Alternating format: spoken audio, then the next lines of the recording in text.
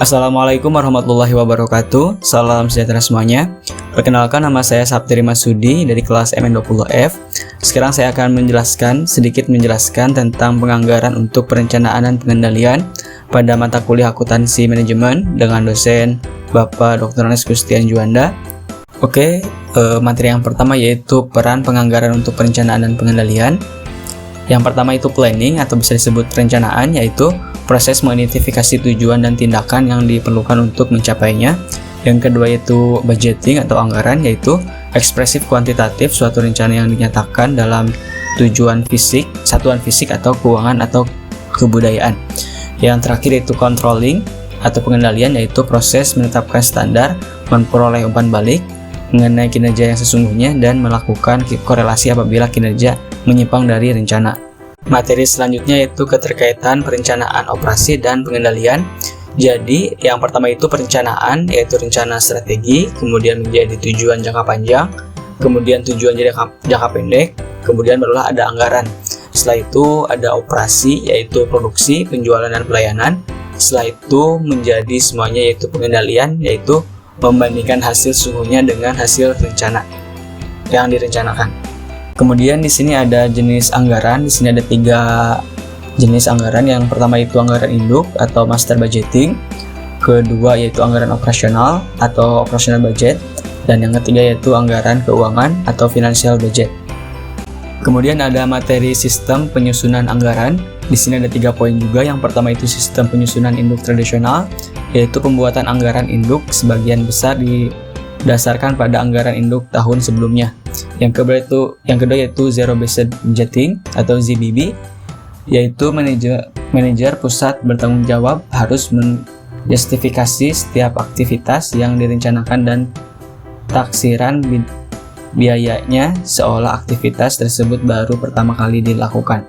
Yang terakhir yaitu planning, programming, dan budgeting system atau PBBS, yaitu alokasi sumber daya organisasi yang terbatas pada aktivitas atau program yang menjanjikan tingkat hasil paling besar. Dan sekarang materi pengumpulan informasi untuk penganggaran. Di sini ada 4 poin. Yang pertama itu pengumpulan data anggaran, yaitu dari data berasal dari banyak sumber. Yang kedua data historis, yaitu dari harga tahun lalu. Yang kedua penjualan tahun lalu dan sebagainya. Yang ketiga yaitu perkiraan variabel lain, yaitu perkiraan biaya dan perkiraan kas. Yang keempat yaitu perkiraan penjualan, yaitu dasar penyusunan anggaran.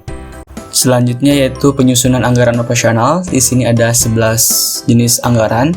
Yang pertama itu anggaran penjualan, yang kedua anggaran produksi, yang ketiga anggaran pembelian bahan baku, yang keempat anggaran tenaga kerja langsung, yang kelima anggaran overhead, yang keenam anggaran persediaan akhir barang jadi, yang ketujuh anggaran harga pokok penjualan, yang ke-8 anggaran biaya pemasaran, yang ke-9 anggaran biaya riset dan pembangunan, yang ke-10 anggaran biaya administrasi, dan yang terakhir itu anggaran laporan laba rugi.